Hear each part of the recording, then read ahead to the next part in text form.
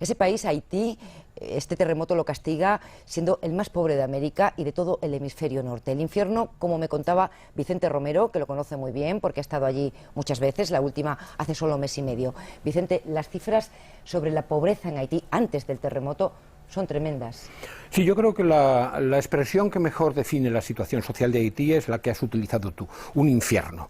Yo se lo oí decir por primera vez a un cámara de esta casa de televisión española que cuando acabamos de rodar en uno de los barrios de miseria que rodean a Puerto Príncipe dijo: ya puedo decirle a mis hijas que el infierno existe porque lo he visto y he podido filmarlo. Es un infierno donde el 80% de la población vive por debajo del umbral de la pobreza, donde el 60% de los habitantes disponen de menos de 70 céntimos diarios de euro para sobrevivir, donde la mitad de los niños quedan sin vacunar, donde 1 de cada 4 niños sufre de malnutrición. En definitiva, un infierno social. Y además llueve sobre mojado porque todavía no se habían repuesto de las 2 tormentas tropicales y los 2 huracanes que los azotaron en el año 2008.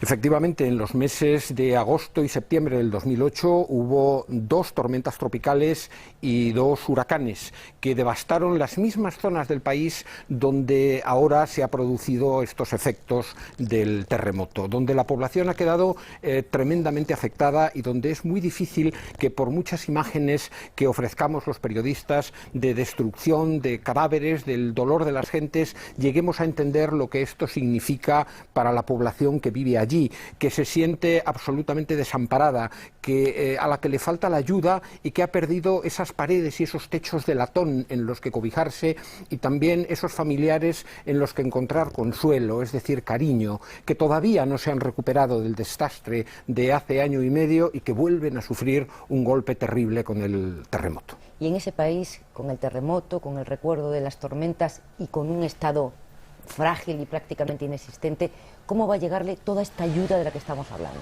Bueno, el problema es ese, que el Estado en Haití prácticamente no existe. Es como una boina puesta encima de una sociedad empobrecida y primitiva, pero que no penetra con estructuras dentro de esa sociedad, estructuras que son necesarias para hacer la distribución de la ayuda. Por tanto, es ayuda en la que hay que volcarse, pero no solamente ahora, porque de estos países nos acordamos únicamente cuando hay una tragedia de grandes proporciones, como ahora. El empobrecimiento y la miseria de Haití vienen de mucho más lejos.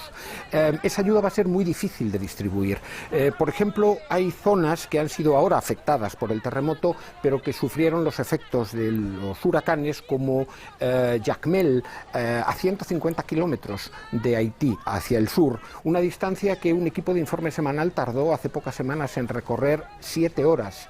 Y las gentes de esa zona tardaron 2 meses en recibir las primeras entregas de ayuda humanitaria cuando los huracanes. La ayuda no puede limitarse solo a llevar hasta Haití los bienes de alimentos, de medicinas, de distintos útiles, sino que va a necesitar también encargarse de su distribución por medio de medios de transporte adecuados de los que el Estado de Haití carece. Gracias, Vicente Romero, buenas noches. La tierra tiembla continuamente. Los expertos calculan que cada mes hay un seísmo que supera los 6 grados en la escala de Richter. Cada año, al menos, uno de ellos supera los 7 grados y entonces empieza el desastre, aunque no en todos los países golpea igual. Los grandes terremotos también distinguen entre ricos y pobres.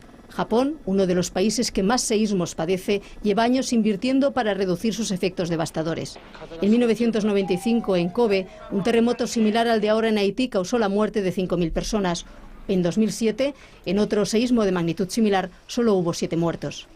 México sufrió uno de más de 7 grados en 1985. Muchos edificios emblemáticos cayeron arrasados. El año pasado, un seísmo de 6 grados solo produjo graves daños materiales. Se había invertido en seguridad. Haití no solo es un país pobre, sino que los terremotos llegan de tarde en tarde. No hay para comer, tampoco para invertir. Aunque los verdaderos efectos de estos movimientos telúricos dependen de su intensidad, la profundidad, la densidad de población y las medidas de seguridad del lugar en el que se producen. En la mente de todos, los terremotos de Bam, Sumatra, Cachemira y el tsunami de Indonesia. Son los últimos y también los más mortíferos. Solo desde 1990 han muerto unas 600.000 personas. A eso hay que añadir más de 1 millón de heridos y millones de afectados que pierden lo poco que tenían.